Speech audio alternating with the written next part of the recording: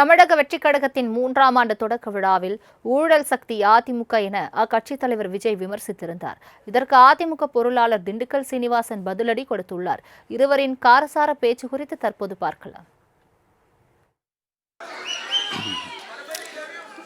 இந்த மும்முனை போட்டி, 4 முனை போட்டி அப்படிலாம் சொல்கிறாங்களே, சரி, அவங்கள பொறுத்த வரைக்கும் அப்படியே இருக்கட்டும். அதில் மாபெரும் மக்கள் சக்தியாக நம்ம அணி ஒரு பக்கம், அடுத்து திமுக தலைமையில் மற்ற கூட்டணி கட்சிகள் ஒரு பக்கம், அடுத்து பாஜக தலைமையில் மற்றும் பலர்.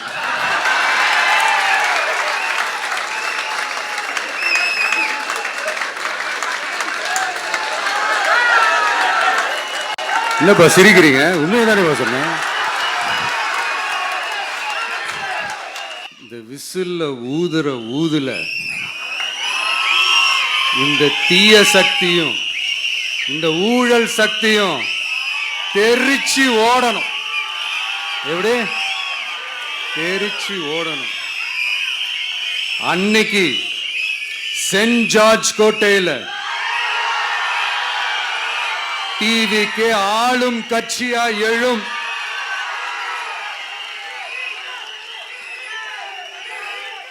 நீங்கள் ஊழல்வாதியா இல்லையா?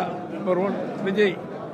அவர் உழைக்கிற அந்த சம்பளங்கள் நியாயமானதா, கருப்பு பணமா வெள்ளை பணமா தெரிவிக்கணும். அவரிடம் இருக்கிற திரு மார்டின், அவருடைய மருமகன், அவர் பேர் என்ன, ஆதவர்ஜுனா, அவருடைய மாமனார், அவங்கெல்லாம் நேர்மையான வழியில் சம்பாதித்து வந்திருக்கிறார்களா?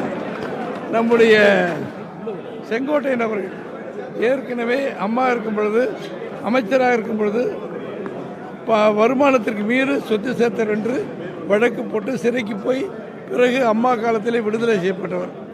எங்களுக்கு தெரிந்த 3 உதாரணங்களை சொல்லுகிறோம். இவர்களுக்கெல்லாம் பதில் சொல்லிவிட்டு நேர்மையானவர், ஊழலற்றவர் என்று நிரூபித்த பிறகு அதிமுக கழகத்தை குறை